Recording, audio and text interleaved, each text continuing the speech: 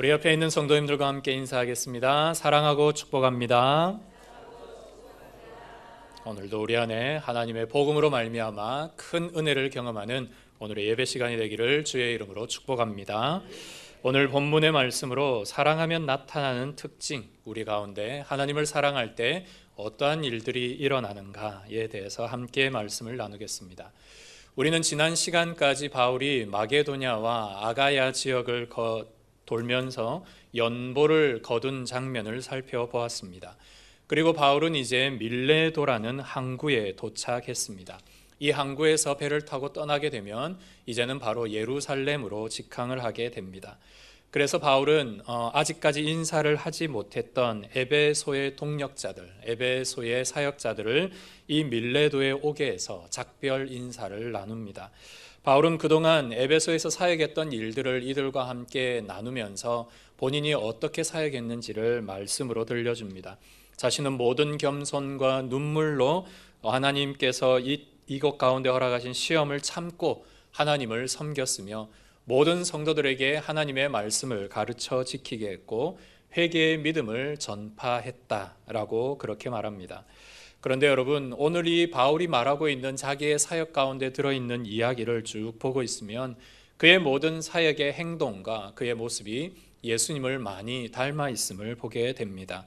예수님처럼 병든 자와 심지어 지난 시간에는 죽었던 유두고를 살려내는 일도 있었고 하나님의 복음을 가르치는 일에 최선을 다했었고 그리고 주의 복음을 여러 도시에 다니며 전파했던 모든 사역들, 이 모든 일들이 예수님의 것을 고스란히 닮아 있음을 봅니다.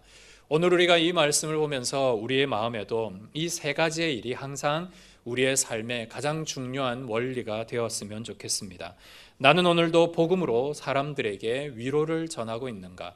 나는 오늘도 믿음의 후배들에게 복음을 가르치고 양육하고 있는가? 나에게도 오늘 주의 복음을 전파할 수 있는 그런 열정으로 밖에 나가 하나님의 복음을 전하고 있는가? 이 세 가지는 오늘 우리에게 중요한 신자의 체크리스트라고 생각이 듭니다. 이처럼 바울은 예수님의 사역을 닮아 예수님처럼 지난 3년 동안 에베소에서 정말 밤낮 가리지 않고 열심으로 주님을 나타내었습니다. 그런데 오늘 본문의 바울의 이야기를 쭉 들어보면 이제 밀레도에서 떠나는 바울을 더 이상 에베소 교회 성도들과 사역자들이 볼 수 없다라고 그렇게 이야기를 합니다. 이게 무슨 일인고 하니 바울이 연보를 거두기 위해 마게도냐와 아가야 지역을 우리가 간 것을 아는데 그 지역을 돌면서 바울이 기도했습니다. 하나님, 이제 저는 다음으로 어떤 사역을 해야 합니까? 이 연보를 거둬 예루살렘에 갖다 주고 이후에는 어느 지역과 어떤 나라와 어떤 곳을 가야 합니까? 바울의 꿈에는 로마가 있었습니다. 이탈리아 로마를 가서 복음을 전하고 더 멀리 가서 스페인의 복음을 전하기를 소망했었는데 하나님의 뜻은 어디에 있습니까? 그렇게 기도하던 중에 그에게 들려주었던 성령의 음성은 예루살렘으로 가라. 거기에서 너를 향해 큰 환난과 핍박이 기다리고 있을 것이다. 그렇게 끊임없이 성령의 음성을 듣게 되었던 것입니다. 여러분, 우리가 잘 아는 대로 바울은 일반인들에게 수배나 넘는 고난과 어려움을 겪었습니다. 돌에 맞아 루스드라에서 죽을 뻔했었고 그 유대인 암살자들이 끊임없이 쫓아와서 밤에 야반으로 도주하기까지 얼마나 힘들고 어려운 삶을 살았는지 모릅니다. 수없이 감옥에 갇혔고 수없이 많은 매를 맞았습니다. 하나님께서 이 정도 고난 당했으면 바울을 이제는 좀 놓아주셔도 괜찮을 법합니다. 그런데 성령께서 말씀하시길 너는 이제 예루살렘에 가면 지금보다 겪었던 더 큰 환난과 어려움이 있을 것이다. 바울도 인간인지라 이런 기도의 응답을 받으면 여러분 어떻겠습니까? 두렵기도 하고 떨리기도 하고 무슨 일이 있을까 고민이 되기도 하고 내가 지금까지도 어려움이 있었는데 가면 더 어렵다니 마음에 낙심도 되기도 했을 겁니다. 그런데 여러분, 우리가 성경에서 보는 바울이 정말 하나님의 위대한 사도요, 하나님을 정말 사랑했다라는 것을 알 수 있는 구절이 오늘 본문 24절의 바울의 고백입니다. 우리 함께 말씀을 보시며 함께 한번 읽어보겠습니다. 24절입니다. 내가 달려갈 길과 주 예수께 받은 사명 곧 하나님의 은혜의 복음을 증언하는 일을 마치려 하면은 나의 생명조차 조금도 귀한 것으로 여기지 아니하노라. 여러분이 바울의 고백이 여러분들의 은혜의 고백이 되시기를 소망합니다. 나의 달려갈 길, 즉 예수님께로 받은 나의 사명을 마치기까지는 내 생명을 조금 더 귀한 것으로 여기지 않는다.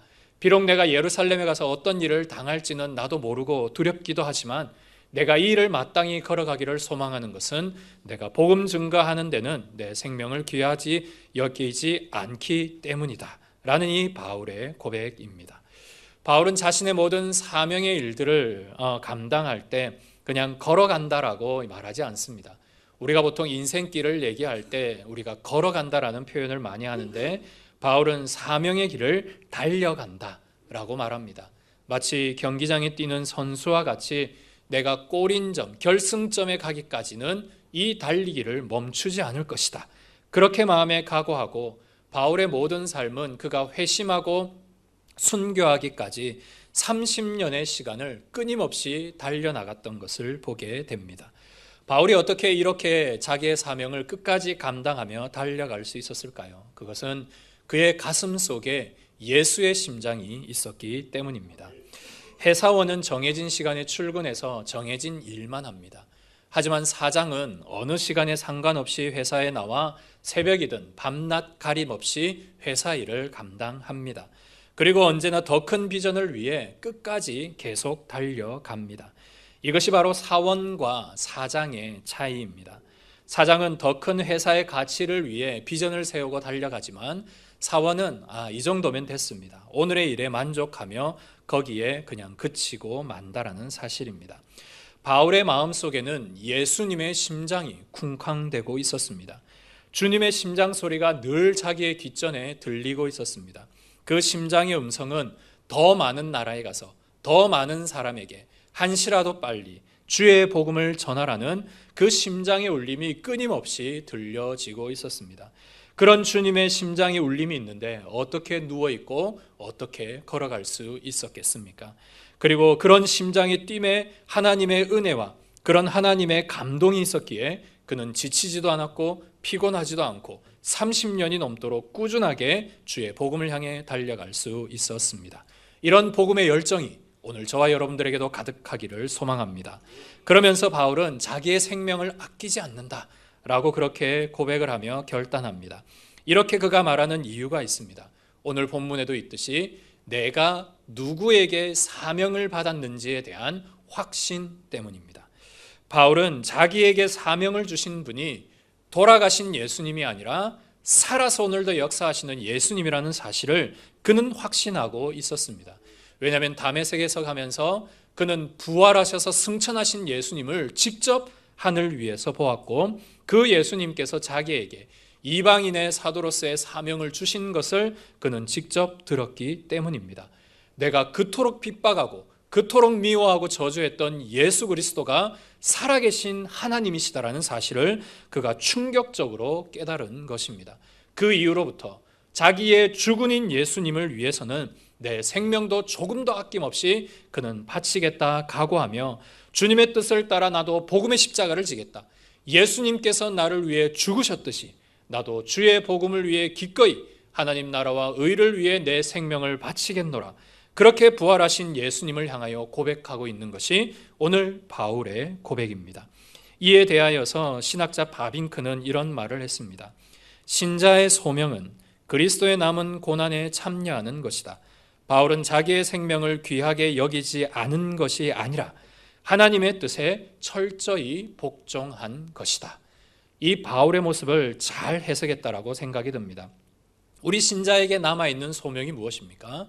그것은 바로 예수 그리스도께서 지셨던 그 십자가의 고난, 그 남아있는 고난을 오늘도 주님을 따라 지는 것이고 그 주님을 따라 지는 고난의 십자가의 일들에는 내가 하나님 앞에 복음에 철저히 순종해서 내 생명을, 내 모든 것을 기꺼이 주님께 드릴 수 있는 순종으로 나아가는 것, 이것이 진정한 하나님의 사역자요 주님을 사랑하는 자의 모습임을 오늘 바울을 통해 우리가 발견하게 됩니다. 그래서 바울은 많은 서신서에 이런 구절들을 남깁니다. 우리를 위해 죽기까지 복종하신 예수 그리스도의 마음을 항상 품고 다니라. 주님께서 우리를 위해 죽으셨던 그 마음을 항상 가지고 살아라. 내가 그리스도와 함께 십자가에 못 박혔나니 이제는 내가 사는 것이 아니로 내 안에 그리스도께서 사는 것이라. 나는 이제 죽은 것이고 그리스도가 내 안에 사는 것이니 이제 내 인생과 내 생명의 가치는 오직 그리스도께 있다라고 바울은 당당하게 외쳤습니다. 우리 군대를 다녀온 우리 남자 성도님들은 이 군가를 아실 겁니다. 남아의 끓는 피 조국에 바쳐 충성을 다하리라 다짐했노라.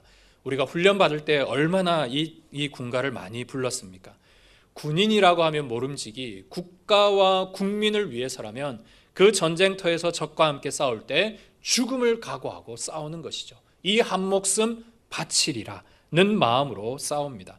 마찬가지로 그리스도의 군사라면 우리는 하나님의 나라와 의를 위해서 우리가 가진 모든 것들을 주님께 드릴 각오를 하고 싸워낼 수 있는 그런 자질이 되어야 할 것입니다.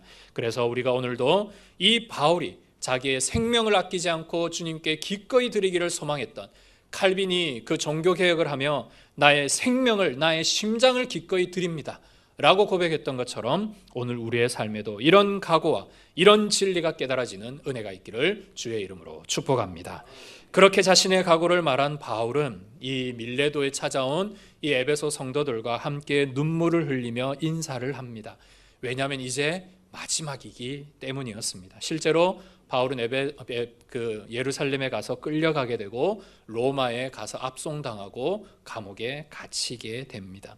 그러면서 오늘 이렇게 사역자를 부른 또 다른 이유가 여러분들이 오늘 읽지는 않았지만 나중에 뒷부분에 나옵니다. 이 뒷부분 보면 두 개의 이유 때문에 밀레도의 이 사역자들, 에베소의 사역자들을 불렀습니다.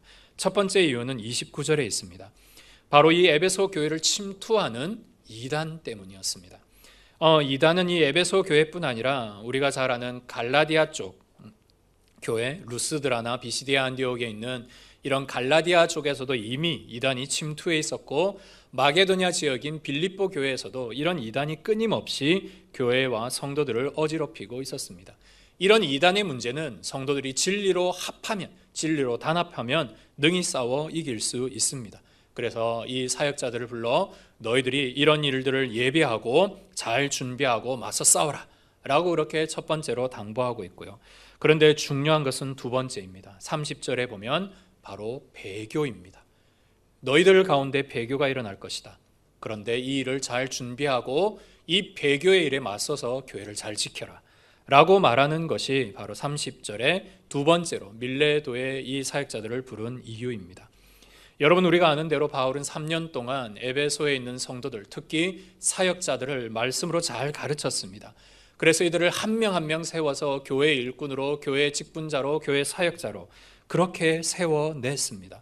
그런데 문제는 3년 동안 가르쳤던 이들 중에, 밀레도까지 찾아와서 바울을 배웅하는 이들 중에 배교하는 사람이 나타날 것이다 라고 말하는 이 일입니다.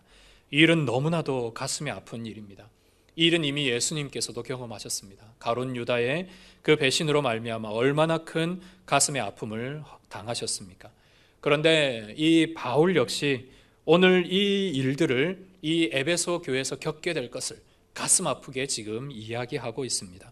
그리고 실제로 바울은 이런 일을 겪기도 했습니다. 바울이 나중에 로마에 압송되어 로마의 감옥에 가택연금 당하고 있을 때에 그의 옆을 지켰던 두 사람이 있습니다.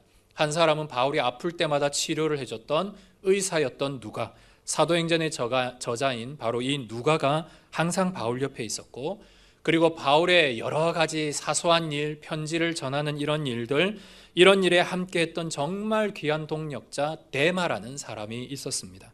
이 데마는 바울이 가택연금 당하고 어려움을 당할 때 늘 옆에서 수발을 들고 교회를 향하여 그 마음을 표현했던 신실한 동력자였습니다.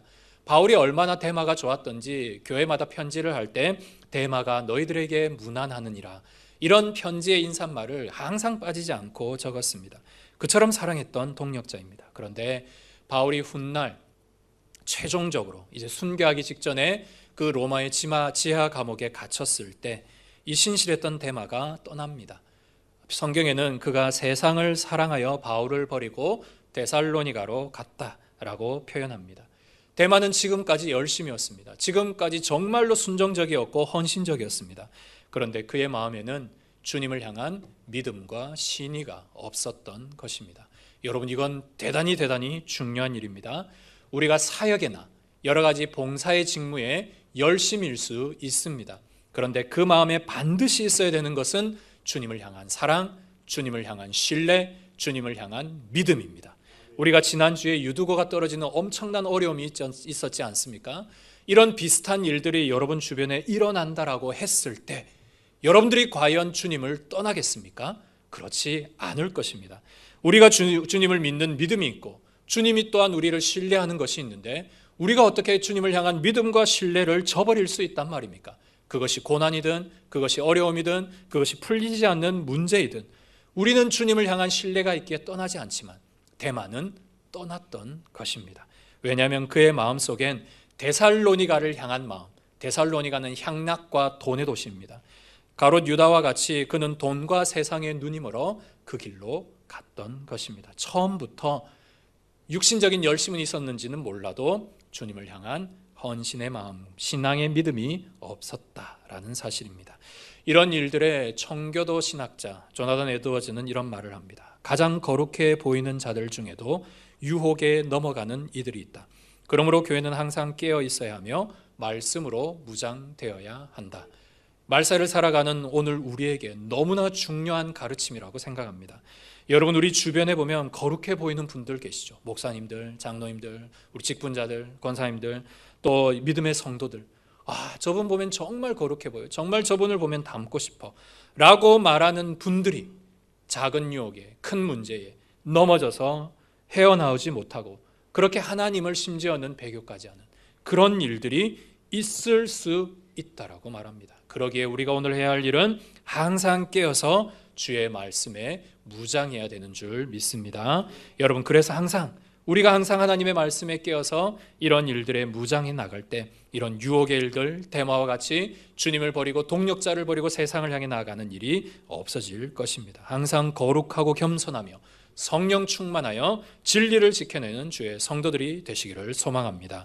이렇게 바울은 어렵고 힘든 상황의 일들을 헤쳐나가는 과정에 있었고 교회를 향하여 오늘 마지막 인사를 하며 그의 마지막 여정의 일들을 오늘도 걸어가고 있습니다. 그런 바울의 모습을 보며 한 가지 발견하는 것은 바울은 정말 죽을 만큼 하나님을 사랑하시는구나. 자기의 목숨을 걸고 예수님을 사랑하고 있구나 라는 것을 우리가 느끼게 됩니다. 이런 바울의 표현은 로마서 8장에 고스란히 남아 있습니다.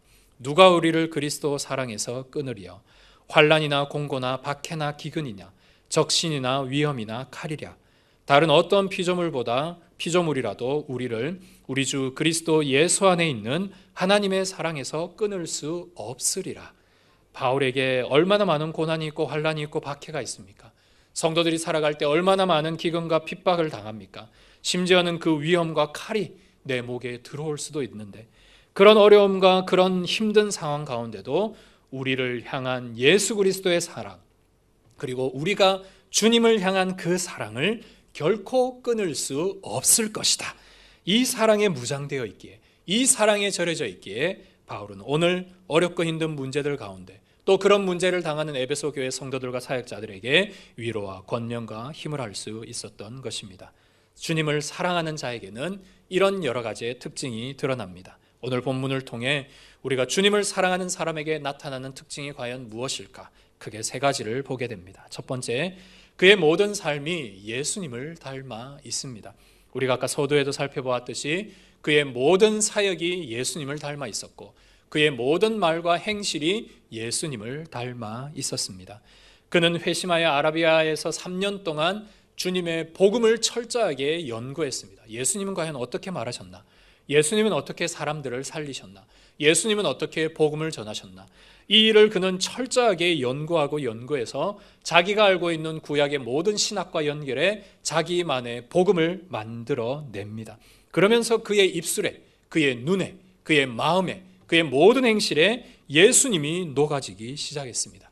예수님처럼 말하고 예수님처럼 사람을 고치고 예수님처럼 죽은 사람을 살리고 예수님처럼 땅끝까지 이르러 복음을 전하는 그의 행동이었습니다. 바울은 그의 삶이라는 편지지에 예수님의 복음을 고스란히 기록해 채워넣었고 그의 행적 위에는 예수님의 향기가 남아 그리스도의 향기가 넘쳐나는 그런 사람으로 자리 잡고 있었습니다. 산 위에 새겨진 큰 얼굴 조각상을 보고 그렇게 인격을 다듬었던 한 소년이 훗날 그 도시의 시장이 되어 정말로 인자하게 그 시를 다스렸다라는 큰 바의 얼굴의 이야기와 같이 오늘 우리가 예수님을 신앙하고 예수님을 믿는다면 여러분의 모든 삶의 행실에, 여러분의 모든 얼굴에 예수 그리스도가 드러날 줄 믿습니다. 제가 정말 좋아하는 찬양 중에 예수 닮기 원해라는 찬양곡의 가사에 이런 마지막 구절이 있습니다. 생명의 깊은 사랑을 알게 하신 예수 닮기 원해. 생명의 깊은 그 사랑을 내게 깨닫게 해주신 그 예수님을 내가 닮기를 원합니다. 그 소원이 저와 여러분의 것이 되기를 소망합니다. 두 번째로 바울의 특징은 성령의 이끌림을 따라 살았습니다. 예수님의 모든 공생의 시작과 끝은 성령의 인도하심이었습니다. 예수님이 광야에서 사탄의 시험을 받을 때에도 그 시험으로 이끌어간 분이 바로 다름 아닌 성령님이십니다. 예수님이 병자를 고칠 때도 성령의 능력이 있었고 예수님이 말씀의 복음으로 인해서 사람들이 회심하고 돌아올 때도 성령의 능력이 있었습니다. 무엇보다 죽은 예수님이 3일 만에 부활하실 수 있는 능력, 이 모든 능력이 바로 성령의 능력이었습니다. 그래서 예수님은 늘 성령과 함께했고 성령 그 자체셨고 성령과 동행하셨습니다. 베드로가 성령의 이끌림을 받자 그의 설교에 3,000명이 회심하는 역사가 일어났고 사도 요한이 유배당한 밤모섬에 성령에 이끌려 그는 하늘에 있는 예배의 모습과 이 땅을 향한 주의 심판의 계시를 받게 됩니다. 바울 역시 그의 모든 사역에 성령의 이끌림이 있었습니다. 마게도냐로 가라, 예루살렘으로 가라, 이렇게 되면 이렇게 될 것이다. 항상 그는 성령의 이끌림을 받아 성령의 응답으로 인도하심대로 살아갔습니다. 성령은 예수의 영이십니다. 그리고 우리가 예수님을 사랑하면 할수록 여러분의 내면 속에 성령이 충만하게 됩니다. 성령이 충만하면 그 성령의 은혜로 여러분의 위기 상황 가운데 성령은 능히 강한 편팔로 여러분을 강하게 인도해 주십니다. 여러분이 힘들고 어려울 때 주님은 사랑의 품으로 안아주셔서 성령께서 여러분들을 위로하시고 주의 말씀으로 권면해 주십니다. 오늘도 나의 중보자가 되시고 나의 위로자가 되시고 나의 능력이 되시며 나의 지혜가 되시는 이 성령과 함께 동행하는 축복이 가득하시기를 소망합니다. 세 번째로 바울에게 나타나는 특징은 교회를 사랑하는 모습입니다. 왜냐하면 예수님은 끝까지 제자들을 사랑하셨습니다. 죽기까지 사랑하셨고 죽음으로도 사랑하셨고 부활하셔서도 사랑하셨습니다. 배교했던 유다까지도 안고 품을 정도로 주님은 사랑하셨고 그 유다가 떠났을 때 얼마나 가슴 아프며 슬퍼하셨는지 모릅니다. 그리고 그렇게 제자들이 하지 않도록 그리고 이단들의 세력, 그런 바리새인들의 잘못된 가르침, 이런 많은 일에 제자들을 끝까지 안으시고 보호해 주셨던 분이 바로 예수님이십니다. 바울은 이런 예수님의 모습을 깨달아 에베소 교회와 다른 여러 지역 교회들을 사랑하고 자녀를 대하듯이 말씀을 가르치고 그들을 보호하고 낙오하지 않도록 눈물로 끝까지 기도해 왔습니다. 사랑하는 성도 여러분, 오늘 우리가 이 반송제일교회 공동체에 모인 이유, 바로 우리가 함께 이 말씀의 교제를 나누고 함께 이 교회를 사랑하고 성도들을 사랑하고 믿음으로 이 교회를 세워가는데 우리의 사명이 있는 줄 믿습니다. 그래서 여러분 언제나 하나님의 몸된 교회를 주님과 같이 사랑하시고 또한 함께 모이는 성도들을 사랑함으로 하나님의 몸된 교회가 더욱더 건강하게 자라는 일에 최선을 다하는 우리 모두가 되기를 소망합니다. 끝으로 주님께서 이 바울을 정말 사랑하시는 것이 바울의 삶을 통해서도 고스란히 드러납니다. 우리가 먼저는 바울이 예수님을 사랑할 때 바울의 삶에 드러났던 삶의 흔적들을 세 가지를 찾아보았다면 우리가 마지막으로 살펴볼 것은 하나님은 과연 어떤 사람을 오늘 찾으시는가입니다. 우리가 이왕 신앙생활하고 이왕 하나님의 백성으로 부름받고 이왕 하나님의 사역자로 사역을 한다면 하나님의 눈에 띄는 사람이 되어야 하지 않겠습니까? 그러면 하나님이 인정하고 하나님이 주목하고 하나님이 찾으시는 사람은 과연 어떤 사람일까? 이 마지막으로 세 가지를 나누고 말씀을 정리하려고 합니다. 하나님이 찾으시는 첫 번째 사람은 진리에 사로잡혀 진리의 가르침을 전하고 그 일을 기억하는 자입니다. 이 말을 쉬운 말로 얘기하면 하나님의 말씀을 사모하는 자입니다. 하나님의 말씀을 늘 사모하고 하나님 내가 오늘 들었던 말씀대로 살겠습니다. 오늘 사도행전 20장의 말씀대로 오늘 하루를 살고 이번 일주일을 살고 주님 내 평생에 주의 말씀을 붙잡고 살아가겠습니다. 이렇게 진리를 따라 사는 사람을 하나님은 가장 기뻐하십니다. 그 사람을 주목하시고 말씀대로 살 수 있도록 힘을 주시고 하나님께서 늘 권능으로 그 사람을 인도해 가십니다. 복음에 변치 않는 이 진리의 말씀을 붙잡고 살아갈 때 여러분의 삶에도 하나님의 주목하심과 하나님의 인도하심이 가득할 줄 믿습니다. 두 번째는 하나님이 주목하시는 분은 바로 거룩한 군사입니다. 하나님의 일을 할 때 우리는 두 가지를 기억해야 합니다. 내가 정말 하나님 앞에 거룩하고 깨끗한 그릇인가? 하나님이 쓰시기에 합당한 깨끗한 그릇인가? 두 번째는 주님이 무슨 명령을 하든지 나는 순종할 준비가 되어 있는가? 이 두 가지가 대단히 중요한 질문입니다. 나는 거룩한가? 나는 오늘도 주의 말씀에 순종하고 복종할 수 있는가? 이 두 가지를 합한 한 단어가 거룩한 군사입니다. 거룩한 군사.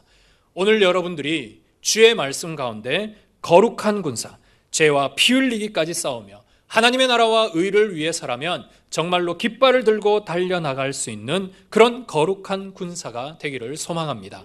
다윗이 하나님의 마음에 합한 이유가 있습니다. 다윗은 언제나 전쟁터에 나가면 그리스도의 이름으로, 하나님의 이름으로 그 칼을 들고 나아갔기에 그의 모든 전쟁에는 거침없이 하나님의 승리가 이루어졌습니다.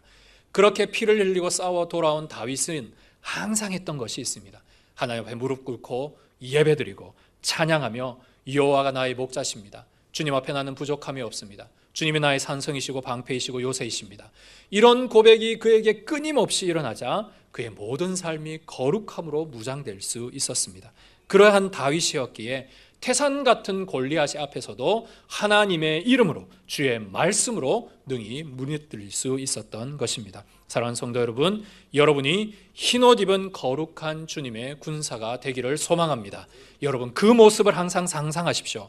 하나님, 내가 주님 앞에 흰옷을 입고 있는 모습, 주님 앞에 거룩한 주의 군사가 되어 있는 모습, 내가 언제나 영적인 어린아이가 아니라 주의 말씀을 위하서라면, 주의 복음을 위해서라면 일어설 수 있는 그런 거룩한 군사가 되게 하여 주옵소서. 그렇게 기도하고 일어설 수 있는 우리 모두가 되기를 바랍니다.